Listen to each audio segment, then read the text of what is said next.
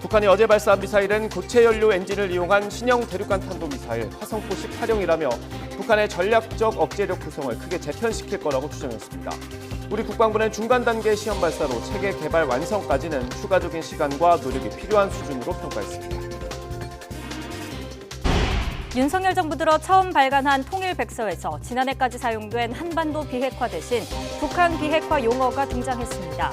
또 한반도 정세 불안과 남북 교류 협력 단절의 책임이 북한의 도발에 있다는 점을 공식화했습니다.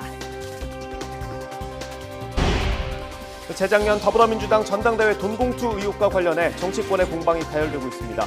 국민의힘은 더불어 돈봉투당의 모습을 보여줬다며 공세 수위를 높이고 있고 민주당은 총선을 앞두고 본격화된 수사에 특정 의도가 있는 게 아니냐고 지적했습니다. 출근길 혼잡도가 심해 이용자들이 불편을 호소하고 있는 김포 골드라인과 관련해 긴급 대책회의가 열렸습니다. 지하철 5호선이 연장될 때까지 셔틀버스를 무제한 투입하는 방안 등이 논의됐습니다. 뉴스앤이슈 2부 시작합니다. 북한이 어제 발사한 미사일은 고체 연료 엔진을 이용한 신형 대륙간 탄도미사일 화성포 18형이라고 밝혔습니다. 조선중앙통신은 어제 김정은 국무위원장이 화성포 18형 첫 시험 발사를 현지에서 지도했다고 밝혔습니다. 통신은 이번 시험 발사는 대출력 고체 연료 엔진들의 성능과 단분리 기술, 서로 다른 기능성 조종 체계들의 믿음성을 확인하고 새로운 전략무기 체계의 군사적 효용성을 평가하는 데 목적을 뒀다고 설명했습니다. 국방부는 어제 북한의 화성 18형 시험 발사는 고체 연료 방식의 장거리 탄도미사일을 개발하기 위한 중간 단계 시험 발사로 체계 개발 완성까지는 추가적인 시간과 노력이 필요한 수준으로 평가했습니다. 그러면서 북한이 발표한 기술들은 새로운 게 아니라 탄도미사일 개발 과정에서 거쳐야 하는 통상적인 요소로 우리는 이보다 더 효율적이고 첨단화된 방식의 고체 추진 탄도미사일 기술을 보유하고 있다며 강조했습니다. 또 일각에서 킬체인 무력화에 대한 우려가 나오는 것에 대해 우리 군은 한반도에 대한 북한의 미사일 위협에 대해 탐지, 타격, 방어할 수 있는 능력을 보유하고 있다며 기우라는 입장을 밝혔습니다. 윤석열 정부 들어 처음으로 발간된 통일백서는 북한 도발에 대한 강경 대응 기조를 분명히 하고 북한 주민의 인권 문제를 주요 과제로 제시했습니다.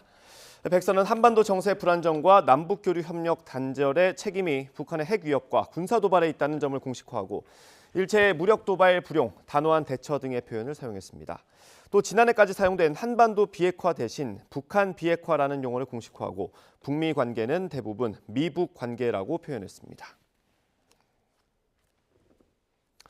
지난 대선 과정에서 허위 발언을 한 혐의로 기소된 민주당 이재명 대표가 오늘 네 번째 재판에 출석했습니다. 이 대표는 오늘 서울중앙지방법원에서 열린 선거법 위반 사건 4차 공판에 출석하면서 고 김문기 전 처장을 정말 몰랐는지 김인섭 전 한국하우징기술 대표의 영장 실질심사 일정과 관련한 입장을 묻는 취재진 질문에 아무런 답을 하지 않았습니다. 오전 재판에서는 지난 재판에 이어서 이 대표와 유동규 전 본부장이 다시 대면했습니다. 오후에는 당시 출장에 동행했던 성남시청 직원 등에 대해서도 증인 신문이 이루어질 예정입니다. 백현동 개발 의혹의 로비이스트로 지목된 김인섭 전 한국하우징기술 대표의 구속 여부가 이르면 오늘 결정됩니다. 서울중앙지방법원은 오늘 오전 김 전 대표에 대한 구속 전 피의자 신문을 열었습니다. 법원에 출석한 김 전 대표는 혐의를 인정하는지 등을 묻는 취재진 질문에 아무런 답도 하지 않았습니다. 김 전 대표는 지난 2015년 9월부터 지난달까지 백현동 개발사업 인허가 알선 등을 대가로 시행사인 아시아 디벨로퍼 정모 대표에게서 77억 원과 현장 식당 사업권을 챙긴 혐의를 받고 있습니다. 윤석열 대통령의 국정수행 지지율이 5개월 만에 다시 20%대로 떨어졌다는 여론조사 결과가 나왔습니다. 그래픽으로 보겠습니다. 한국갤럽이 지난 11일부터 사흘 동안 조사한 결과입니다. 전국 만 18세 이상 1,002명을 대상으로 조사한 결과 윤 대통령의 직무수행 긍정평가가 지난주보다 4%포인트 떨어져서 27%를 기록했고 부정평가는 4%포인트 올라서 65%로 나타났습니다. 성향별 직무 긍정률은 보수층에서 54%, 중도층은 18%, 진보층은 7%입니다. 대통령 직무수행 긍정평가자들은 외교와 노조 대응을, 부정평가자들은 외교와 경제, 민생, 물가를 그 이유로 들었습니다. 한국갤럽은 최근 알려진 미국의 동맹국 도감청 정황, 우리 정부의 대응 등과 무관치 않아 보인다고 설명했습니다. 정당 지지도는 더불어민주당이 3%포인트 올라서 36%, 국민의힘이 1%포인트 내려와서 31%로 집계됐습니다. 자세한 내용은 한국갤럽 홈페이지나 중앙선거 여론조사 심의위원회 홈페이지를 참고하시면 됩니다. 내년 총선에 적용할 선거제도 개편을 논의하기 위해서 국회 전원위원회가 나흘에 걸친 일정을 모두 마쳤습니다. 의원 정수 축소와 비례대표제 확대 여부를 정당마다, 의원마다 백가쟁명식의 여러 의견을 쏟아냈지만 선거를 어떻게 치르게 될지는 여전히 미지수입니다. 황윤태 기자입니다. 국회의원들이 전부 참석해 토론하는 전원위원회가 소집된 것은 이라크 파병 연장을 논의했던 지난 2003년 이후 20년 만입니다. 내년 총선을 어떤 규칙으로 치를지 현행 선거제도로는 안 된다는 데 공감하면서도 저마다 생각은 달랐습니다. 첫날부터 현행 300석인 의원 정수 그리고 비례대표 비율을 놓고 격론이 오갔습니다. 국민들의 뜻을 받들어서 먼저 국회의원 정수는 현행 300명 동결 내지는 축소되어야 하며 비례성을 강화하기 위해서는 지역구를 줄이거나 아니면 국회의원 정수를 늘려야 합니다. 선거구제를 놓고도 여야 입장 차이가 확연했습니다. 민주당을 중심으로 한 선거구제에서 여러 명을 뽑는 중대선거구제에 대한 찬성 의견이 나왔지만 7대 특별시, 광역시에만 중대선거구제를 채택하는 것도 진지하게 검토해 볼 만하다고 판단합니다. 우선 서울과 6대 광역시만이라도 대선거구로 해보자고 제안합니다. 여당에선 지역 소멸 우려 등을 들어 특히 농어촌이라도 소선거구제를 유지해야 한다는 발언이 많았습니다. 가파른 인구 감소로 어려움을 겪고 있는 농산어촌의 경우에는 지역 대표성 확보를 위해 1인 선거구 유지가 필요합니다. 소선거구제의 강점이 훨씬 크기 때문에 전국 모두 현행 소선거구제 유지가 필요하며 그 방향이 맞다고 믿고 있습니다. 마지막 날엔 지난 총선 정치 양극화 원인이 된 위성정당을 불러온 준연동형 비례대표제에 대한 반성도 잇따랐고 당시 원내수석 부대표로서 큰 책임을 져야 할 사람입니다. 국민 여러분들께 사과드리겠습니다. 나흘간 토론으로 선거제를 논의하는 것이 실효성 있겠느냐는 지적도 나왔습니다. 합치된 의견이 나온다는 것은 현실적으로 굉장히 어려운 것 같습니다. 첫날 200명 넘는 의원들이 자리를 채웠다가 시간이 갈수록 빈자리가 늘어나는 모습은 눈살을 찌푸리게 했습니다. 다음번엔 출마하지 마십시오. 지금 자리에도 안 계십니다. 나흘 동안 전체 의원의 3분의 1, 100명이 단상에 올라 선거제도를 진단하고 해법을 제시했지만 의견이 하나로 모이진 못했습니다. 실질적인 대안을 모색하자는 논의가 무색하게 총선이 1년도 남지 않은 시점에서 갈 길은 멀어 보입니다. YTN 황윤태입니다. 정부 고위 당국자는 기밀 문건 유출 파문과 관련해 미국 측이 큰 누를 범했다며 미안해했다고 말했습니다. 당국자는 워싱턴 DC 주미 대사관에서 기자들과 만나 자신이 만난 미국 측 상대방은 말을 꺼내기도 전에 굉장히 곤혹스러워하고 미안한 기색이 역력했다며 동맹으로서 큰 누를 범한 것 같은데 오해가 없길 바란다는 성의 있는 말을 해왔다고 전했습니다. 미국이 도감청을 인정한 것인지 질문에는 사실관계를 떠나 동맹이 훼손될 수 있는 여러 오해가 난무하고 우리 대통령을 국빈 초청한 상황에서 한국에서 왈가왈부하는 분위기가 있으니 그 점이 곤혹스럽다고 한 거라고 설명했습니다. 한미 양국이 오는 26일 미국에서 열리는 정상회담에서 포괄적인 사이버 안보 협력에 대한 별도 문서를 채택하고 정보 공유 확대 등을 추진합니다. 정부 고위 당국자는 워싱턴 DC 주미 대사관에서 기자들과 만나 이렇게 밝히고 정보 공유나 생산, 분석과 활용, 이행 차원에서 신뢰를 재구축할 수 있는 조치를 담을 수 있을 거라고 밝혔습니다. 이 당국자는 사이버 안보 관련 정보 공유 확대도 포함되는지에 대한 질문에 그렇게 서로 이해하고 문건을 만들고 있다고 말했습니다. 또 한미 동맹이 70주년인데 한미 상호 방위 조약의 지리적 범위가 육지에 국한된 건 맞지 않는다며 상호 방위 조약의 지리적 공간적 범위가 우주와 사이버까지 확대돼야 한다는 인식으로 미국과 협의하고 있다고 덧붙였습니다. 우크라이나에 무기를 제공해야 한다는 서방 진영의 압박에 한국 정부가 난감한 입장에 놓였다는 외신 보도가 나왔습니다. 워싱턴 포스트는 미국이 우크라이나에 포탄 등 무기 제공을 압박할 가능성을 한국 외교안보 당국자들이 우려했다는 미국 정부 기밀 문건이 유출된 것이 한국에 대한 압박이 커지는 계기가 됐다고 지적했습니다. 이와 관련해 마테우시 모라비에츠키 폴란드 총리는 지난 12일 뉴욕타임스 인터뷰에서 한국이 보유한 대량의 155mm 포탄이 우크라이나에 제공될 수 있도록 조 바이든 미국 대통령이 개입해야 한다고 주장했습니다. 국민의힘 김기현 대표가 홍준표 대구시장을 당 상임 고문직에서 해촉했습니다. 전광훈 목사에게 약점이 잡혔냐, 이걸 포함해서 공개적으로 쓴소리를 이어가던 중에 내려진 결정이라서 논란이 커졌습니다. 해촉 이유에 대해서 유상범 수석 대변인은 이렇게 설명했습니다.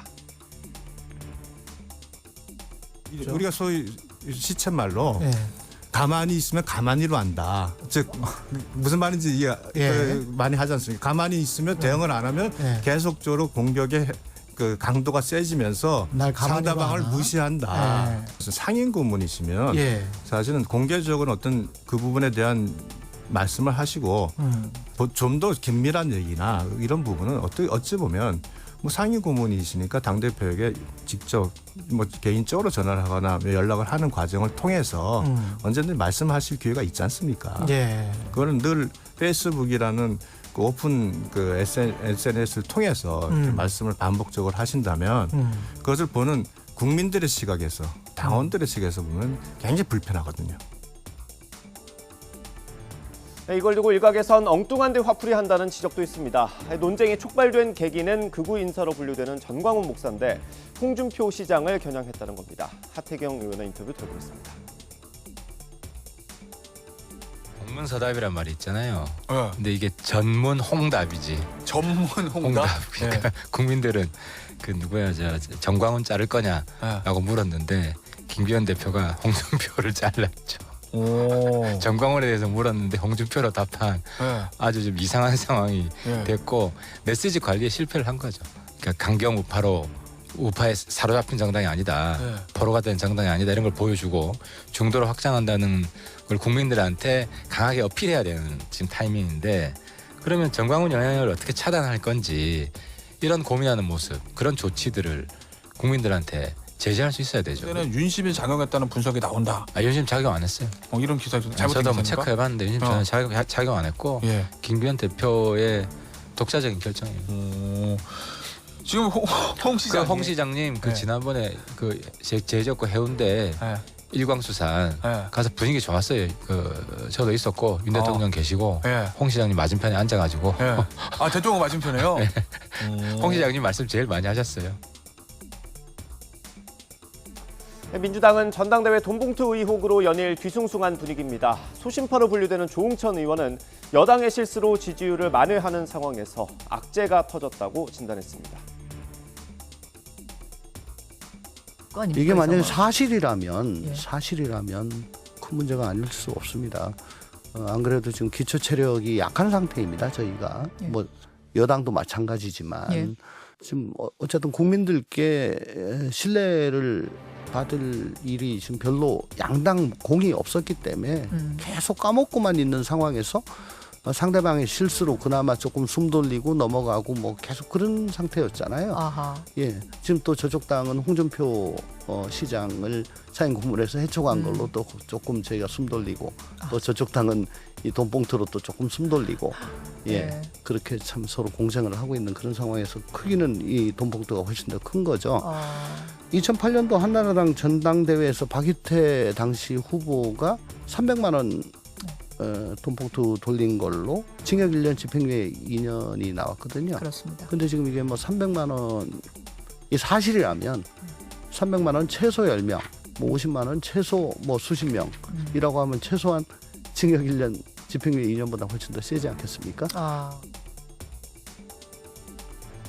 이런 대형 악재 속에 민주당은 어제 비공개 의총을 열었습니다. 전재수 의원은 당시 의총 분위기를 전하면서 검찰의 수사 타이밍에 의문을 보였습니다. 인터뷰 들어보겠습니다.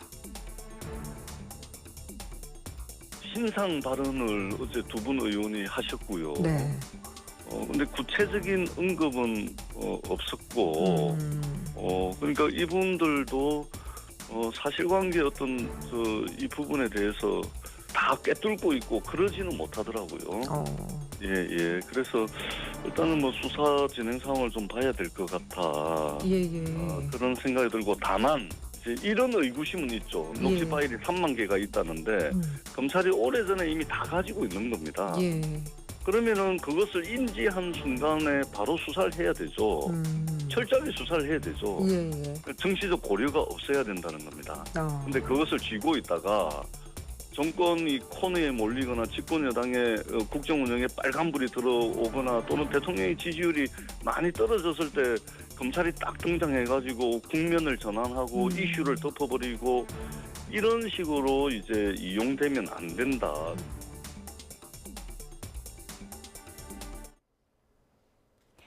김기현 국민의힘 대표와 마찰을 빚다 당 상임 고문직에서 해촉된 홍준표 대구시장이 당과의 문제가 아니라 특정 개인 한 사람과의 문제라며 기분 나빴던 일은 불쾌한 과거로 묻겠다고 밝혔습니다. 홍 시장은 오늘 오전 자신의 SNS에 욕설 극우 목사나 끼고 돌며 거꾸로 자신을 배제한 김기현 대표의 엉뚱한 화풀이를 어제 보았다며 이같이 적었습니다. 앞서 당 지도부가 전광훈 목사 눈치를 보고 있다는 비판을 이어왔던 홍 시장은 어제 상임 고문에서 해촉되자 제정신으로 당을 운영하는지 모르겠다. 이참에 전 목사를 상임 고문으로 위촉하라 등 날선 반응을 쏟아냈습니다.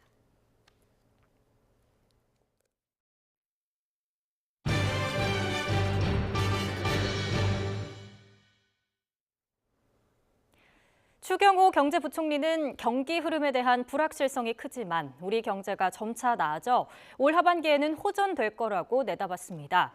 물가는 이제 고점을 지나 둔화하고 있지만 물가 안정에 정책 우선순위를 둘 거라고 강조했습니다. 김태현 기자의 보도입니다. 국제통화기금 IMF 춘계 총회에 참석한 추경호 경제부총리가 기자들과 만났습니다. 여전히 경기 흐름에 대한 불확실성이 매우 크고 금융 불안의 불씨가 잠재된 상황에서 경기와 시장 안정을 위해 면밀히 주시하면서 최선을 다할 것이라고 말했습니다. 우리 경제는 지난해 4분기부터 올해 상반기까지 어려운 국면을 거치고 있지만 하반기에는 경기 흐름이 호전될 것이라고 전망했습니다. 전반적으로는 상반기를 지나면서 하반기에는 상반기보다는 좀 더 나은 경기 흐름을 보일 것이다. 이것이 대체적인 전망이다. 이렇게 생각을 합니다. IMF 등 유수기관의 우리 경제에 대한 전망을 보면 올해는 상반기보다 하반기가 나아질 것이고 또 올해보다는 내년의 성장률 지표가 훨씬 좋게 제시되고 있다고 설명했습니다. 주 부총리는 한국의 물가 상승률은 고점을 지나 둔화하고 있지만 여전히 높은 수준이라며 물가 안정이 정책 우선순위라고 강조했습니다. 소비자 물가가 4.2%입니다. 아직 굉장히 높은 수준이죠. 그래서 우선은 물가 안정 기조를 확고히 해나가는 게 정책의 우선순위다. 이렇게 생각하고. 이번 총회에서는 IMF가 한국의 성장률 전망치를 4번이나 내린 이유도 관심을 모았습니다. 스리니바산 IMF 아태국장은 세계 반도체 업황과 내수 둔화를 꼽았습니다. 또 코로나19로 인한 소비 감소와 긴축 정책이 내수를 약화시켰다고 진단했습니다. We've also seen slowing consumption following the post-COVID surge, and also the impact of monetary policy tightening and the ongoing correction in the housing market. So all that feeds into consumption, to domestic demand waning compared to what we had in the past. IMF는 11일 발표한 세계 경제 전망에서 한국의 올해 성장률을 1.5%로 예측하며 지난해 7월 이후 4차례 연속 내렸습니다. YTN 김태현입니다. 정부가 우리 경제 상황에 대해서 석 달째 경기 둔화 흐름이 지속하고 있다고 진단했습니다. 기획재정부는 최근 경제동향 4월호에서 물가 상승세가 둔화하는 가운데 내수는 대면 활동 중심으로 완만히 회복하고 있지만 수출 설비 투자 부진이 이어지고 있다며 이같이 평가했습니다. 대외적으로는 중국 경제활동 재개에 대한 기대감이 있지만 통화 긴축에 따른 취약 부문 금융 불안, 러시아 우크라이나 전쟁 장기화의 영향 등 하방 위협이 혼재해 불확실성이 계속되고 있다고 분석했습니다. 미국 정부가 배출가스 규제를 강화해 신차의 3분의 1을 전기차로 팔도록 하겠다는 계획을 밝히면서 국내 자동차 기업들은 전략 수정이 불가피해졌습니다. IRA의 보조금 혜택을 보면서 배출가스 규제의 문턱을 넘으려면 미국 내 전기차 생산 능력을 서둘러 확충해야 할 거로 보입니다. 보도에 박홍구 기자입니다. 지난해 현대차와 기아가 미국에서 판매한 차량은 147만 대가 조금 넘습니다. 이 중 전기차는 5만 8천 대로 3.9%에 불과합니다. 2030년까지 현대차는 미국 시장에서 전기차 비중을 58%, 기아는 47%까지 높인다는 목표지만 미국 환경당국 기준은 더 높습니다.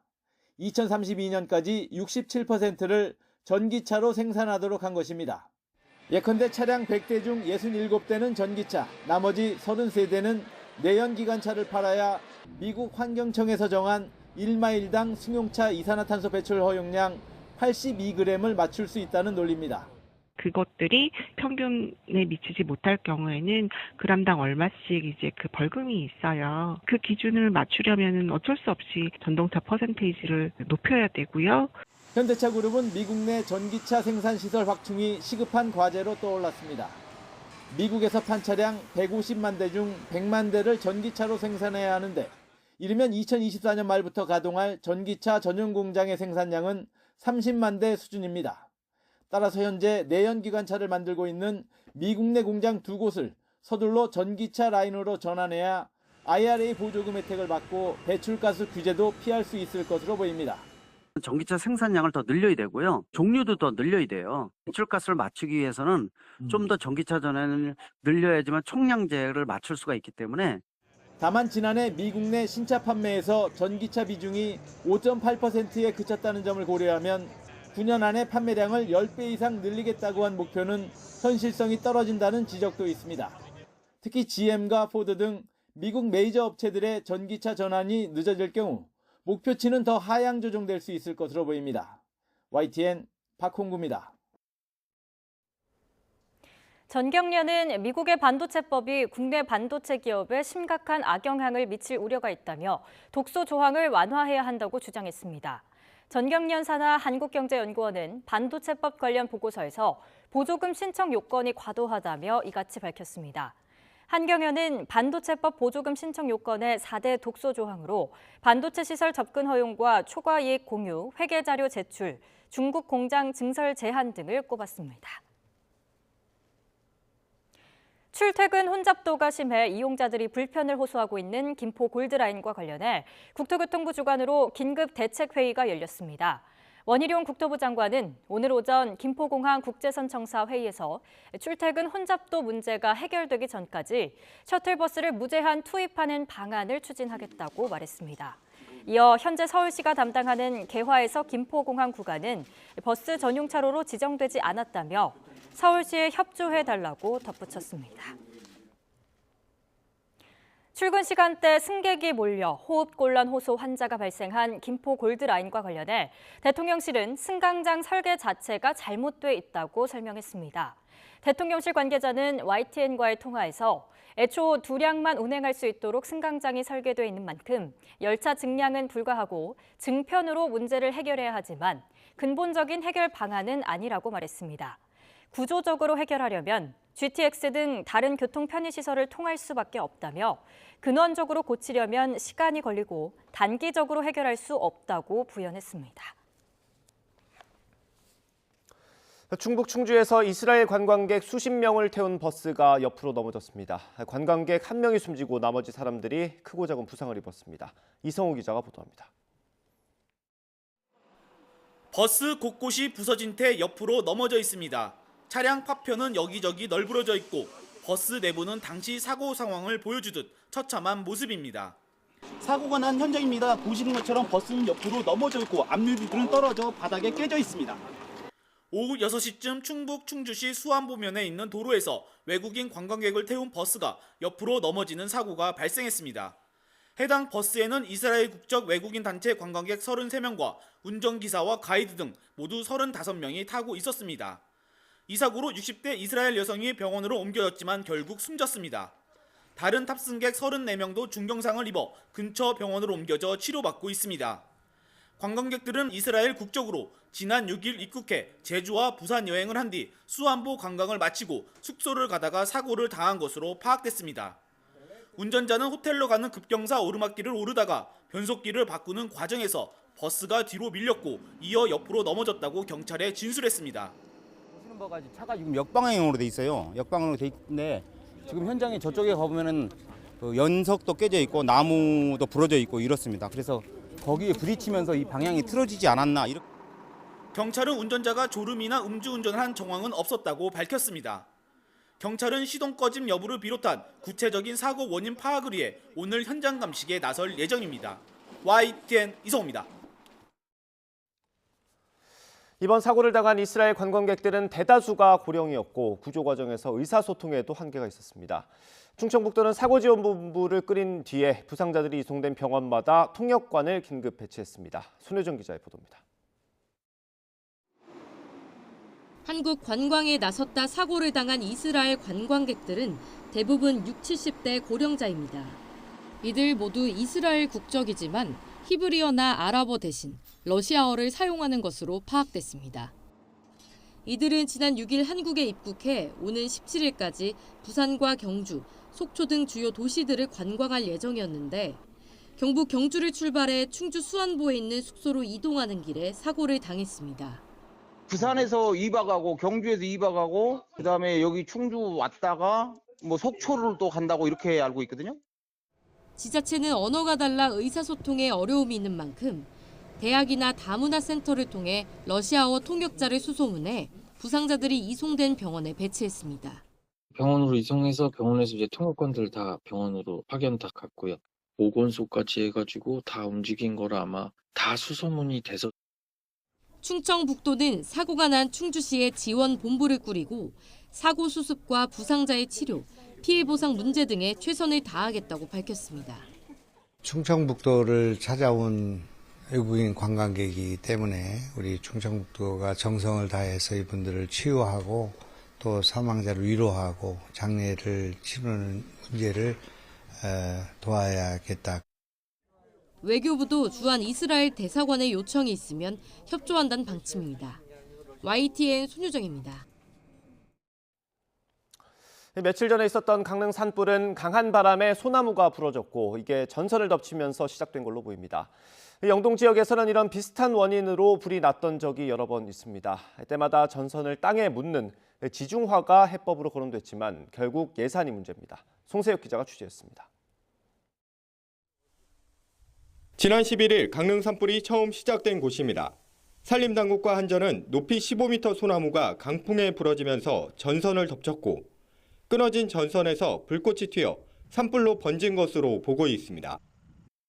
강릉 산불 최초 발화 지점 인근입니다. 나무들 사이로 전신주가 설치돼 있고 전선은 위태롭게 나뭇가지들과 바짝 붙어 있습니다.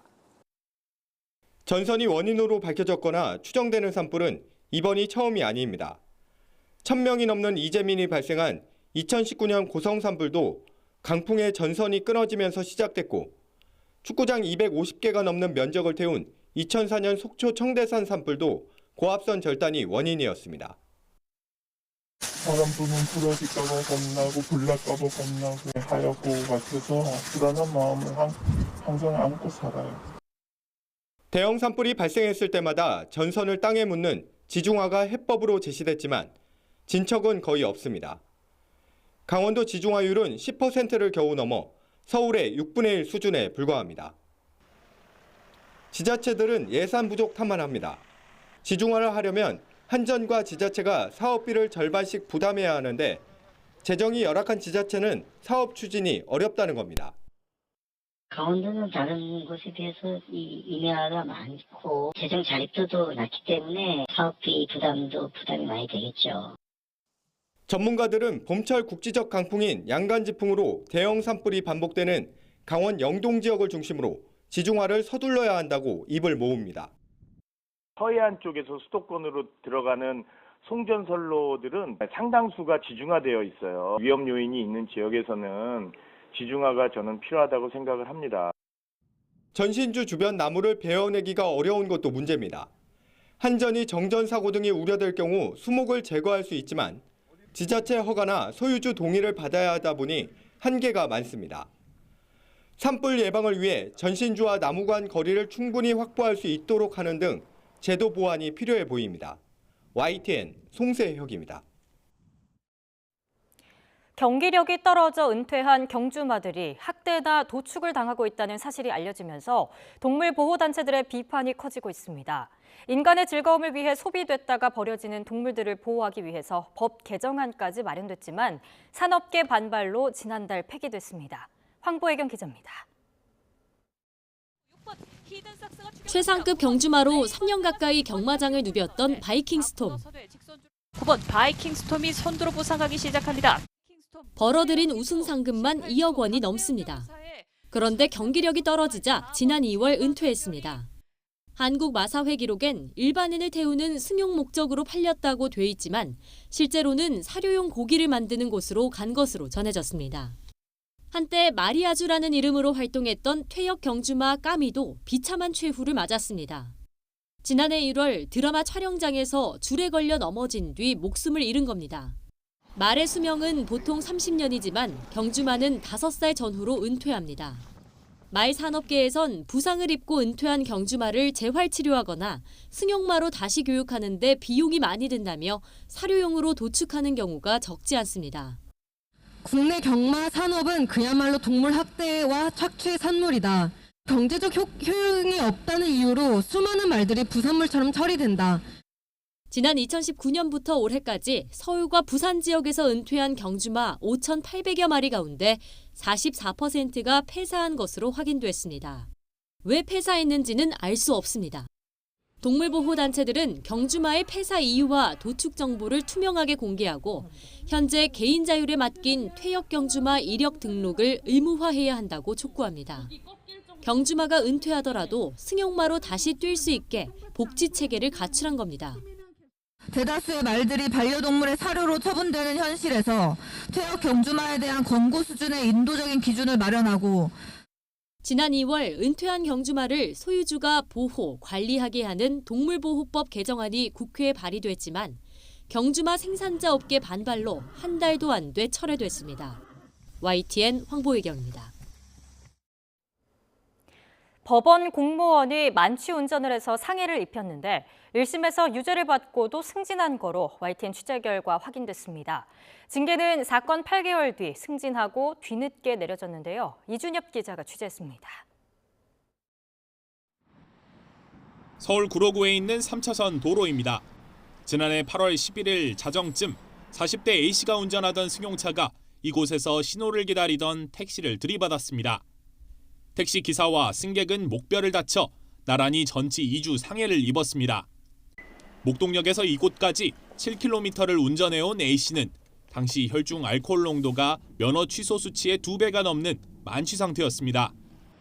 알고 보니 해당 지역을 담당하는 서울 남부지방법원의 일반직 공무원이었던 A씨. 음주운전과 음주운전 치상으로 기소돼 같은 해 12월 자신이 일하던 법원에서 벌금 1,200만 원을 선고받았습니다. 법원 공무원 징계 양정 등에 관한 예규를 보면 술을 마시고 운전한 경우 참작할 공적이 있어도 감경 없이 무조건 징계하도록 돼 있습니다. 또 음주운전으로 사람도 다치게 했다면 최소 정직에서 해임까지 중징계가 내려집니다. 하지만 A씨는 징계를 받지 않았습니다. 대신 인천가정법원으로 근무지를 옮겼고 지난달엔 7급 주사보에서 6급 주사로 오히려 승진도 했습니다. 인사적체가 심한 법원 공무원 사회에서 6급 승진은 하늘의 별 따기로 불립니다. YTN 취재가 시작되자 인천가정법원은 승진에 부적절한 면이 있었다고 인정하면서 승진 경위를 감사하고 있다고 밝혔습니다. 인사 담당자는 당시 음주운전 판결에 대해 알고 있었지만 근속 승진이고 차점자와 점수 차이도 커서 승진시켰다고 주장한 것으로 전해졌습니다. A씨는 결국 사건 발생 8달 만에야 정직 2개월 징계를 통보받았지만 이미 A씨의 직급은 한 계단 올라간 뒤입니다. 법원은 심의위원회에서 다른 사안까지 함께 다루다 보니 징계가 다소 늦어졌다고 설명합니다. 최근 음주운전 사망사고가 잇따라 애도의 목소리가 높은 가운데 정작 사회 잣대를 바로 세워야 할 법원의 인사는 음주운전자에 너무 관대한 것은 아닌지 곱씹어보게 됩니다. YTN 이준엽입니다. 제주에서 치매 노인을 속여 수천만 원을 가로챈 60대 남성이 경찰에 붙잡혔습니다. 요양보호사인 것처럼 접근해서 피해자의 은행 통장을 자기 지갑처럼 사용했습니다. 고재영 기자입니다. 모자를 쓴 63살 A씨가 은행 현금 인출기에서 돈을 뽑습니다. 10만 원을 뽑은 뒤 10,000원만 78살 B씨에게 건넵니다. A씨가 B씨의 통장에서 돈을 뽑아 가로채는 장면입니다. B씨의 자식들이 범행 사실을 알고 신고하자 경찰이 수사에 나섰고 눈치를 챈 A씨는 비행기를 타고 제주에서 서울로 달아났다가 김포공항에서 붙잡혔습니다. 경찰은 A씨가 5년 전 B씨에게 자신을 요양보호사라고 소개하며 접근해 환심을 산 뒤 범행을 저지른 것으로 보고 있습니다. 치매 질환을 앓고 있는 노인에게 접근 자신이 도를 모아주는 것처럼 행사하면서 피해자를 세뇌시켜 3,500여만 원의 현금을 강취 또는 절취하는 수법으로 경찰은 A씨 집을 압수수색해 B씨 명의의 통장 3개와 도장 1개를 발견했습니다. B씨가 공공근로하며 돈을 모은 통장을 A씨가 마치 자기 지갑처럼 사용한 사실이 경찰 조사 결과 확인됐습니다. A씨는 피해자에게서 가로챈 돈의 일부를 자신이 사는 집의 월세 보증금으로도 사용했습니다. 피해자의 자식들은 A씨가 치매를 앓는 어머니에게 접근해 범행을 저지른 사실에 분노를 감추지 못합니다. 피해자한테 이렇게 정신적으로, 육체적으로, 금전적으로 이렇게 피해를 당했다는 사실에 대해서 치가 떨릴 정도로 분노가 쏟았고요. 경찰은 A씨에 대해 갈취와 절취 혐의로 구속영장을 신청하고 추가 피해 여부를 조사하고 있습니다. YTN 고재영입니다. 최근 해외를 방문한 적 없는 국내 엠폭스 확진자 1명이 추가로 확인돼 국내 엠폭스 환자는 모두 10명으로 늘었습니다. 질병관리청은 이 환자는 대구에 거주하는 내국인으로 지난 12일 질병관리청으로 엠폭스 검사를 받고 싶다고 문의해 유전자 검사 결과 양성으로 확인됐다고 밝혔습니다. 이 환자는 최근 3주 안에 해외여행을 다녀온 적은 없지만 잠복기내 위험에 노출된 적이 있고 의심 증상도 확인돼 검사를 진행했다며 질병청은 설명했습니다. 중고등학생 5명 중 1명은 커피와 에너지 음료 등 카페인이 많이 든 음료를 일주일에 3차례 이상 마시는 거로 조사됐습니다. 잠 깨서 공부하려고 마시는 건데 바빠서 아침 식사는 거르고 잠은 모자라는 현실이 반영됐습니다. 장하영 기자입니다. 평일 오후 학원가, 학생들이 손에 커다란 커피를 하나씩 들고 학원으로, 독서실로, 스터디 카페로 발걸음을 옮깁니다. 에너지 음료를 파는 편의점과 싸고 양 많은 커피를 살 수 있는 카페가 학원가에 몰려있는 모습은 이제 낯설지 않습니다. 한 잔 정도 근데 보통 마시는 것 같아요. 잠 깨는 것도 좀 있고 제 아샤추거든요. 근데 그럼 맛있어요. 그래서 계속 마시게 되는 것 같아요. 1년에 한 번 중고등학생 6만 명을 대상으로 한 청소년 건강 행태 조사에서 고카페인 음료를 주 3회 이상 마시는 중고생 비율은 22.3%로 나왔습니다. 100ml당 카페인이 15mg 이상 들면 고카페인 음료로 분류하는데 지금까지 조사에는 에너지 음료만 포함됐을 뿐 그보다 카페인이 많이 함유된 커피 우유나 커피는 포함되지 않았습니다. 이번 2022년 통계가 커피와 커피 음료도 모두 포함한 첫 조사 결과입니다. 청소년 카페인 하루 권고량은 체중 1kg당 2.5mg으로 고카페인 음료 한 캔이면 거의 채웁니다. 비만과의 관련성이 보고된 음료의 경우 WHO 기준에 맞게 탄산음료하고 에너지 음료까지 포함해서 조사를 했고 고카페인 음료는 기존 에너지 음료에서 커피와 커피 음료까지 포함해서 조사를 하였습니다. 충분히 잠을 잤다고 느끼는 비율은 계속 떨어지는 가운데 아침 식사를 거르는 비율은 갈수록 높아지고 있습니다. 10명 중 4명이 일주일에 5일 이상 아침을 먹지 않는데 이유는 시간이 없어서가 35%로 가장 많았습니다. 코로나19로 뚝 떨어졌던 신체 활동은 감염병 유행 전보다 더 개선됐지만 음주율은 다시 증가하고 있어 주의가 필요해 보입니다. YTN 장하영입니다. 정부가 앞으로 신체 건강검진과 마찬가지로 정신건강검진도 2년마다 한 번씩 정기적으로 실시합니다. 한덕수 국무총리는 정부 서울청사에서 자살예방정책위원회를 열고 이 같은 내용을 담은 제5차 자살예방 기본계획을 확정했습니다. 정신건강검진 대상은 20대에서 70대까지며 검사 질환은 우울증 외에도 조현병과 조울증 등으로 확대합니다. 빠르면 2년 뒤인 2025년부터 20살에서 34살 청년층부터 우선 도입하고 연령층을 단계별로 늘려갈 계획입니다. 고의로 양육비를 지급하지 않은 86명이 명단 공개와 출국 금지 등 제재를 받습니다. 여성가족부는 제29차 양육비 심의위원회에서 양육비 채무 불이행 제재 대상자 86명을 결정했다며 명단 공개 6명, 출국 금지 41명, 운전면허 정지 39명이라고 밝혔습니다. 2021년 7월 제도 도입 뒤 처분 건수는 꾸준히 늘어나고 있는데 2021년 하반기 27명에서 지난해 상반기 151명, 하반기 230명으로 증가했습니다.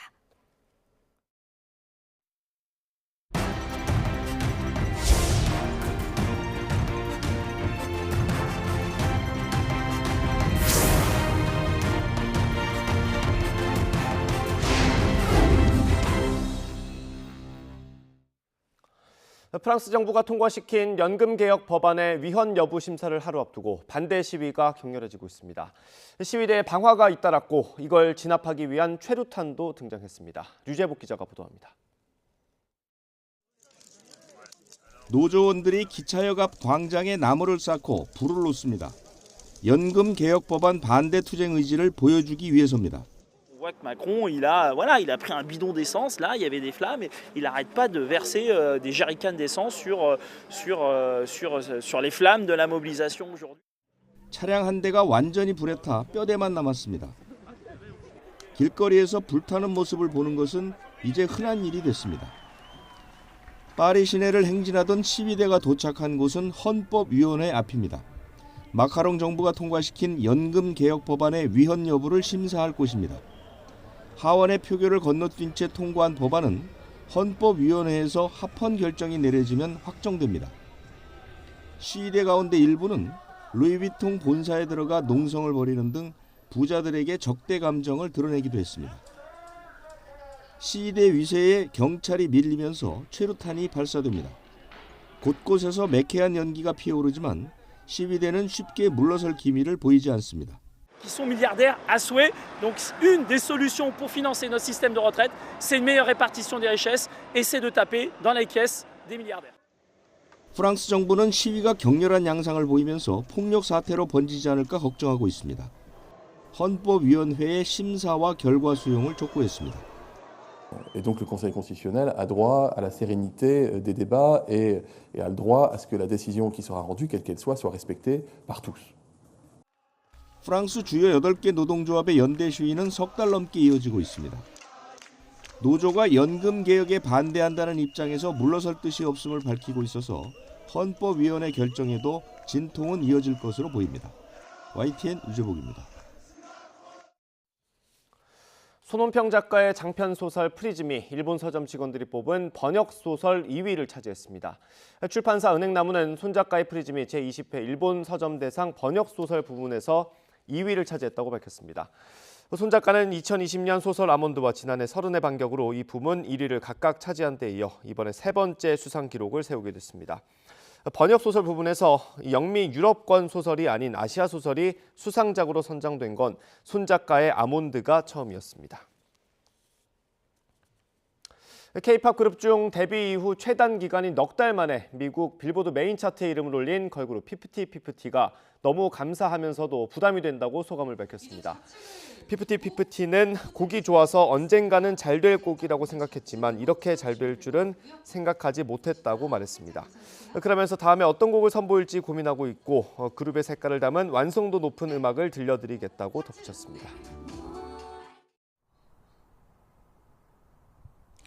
서울은 구름만 많은 날씨 속에 기온이 20도 가까이 올라 따뜻합니다.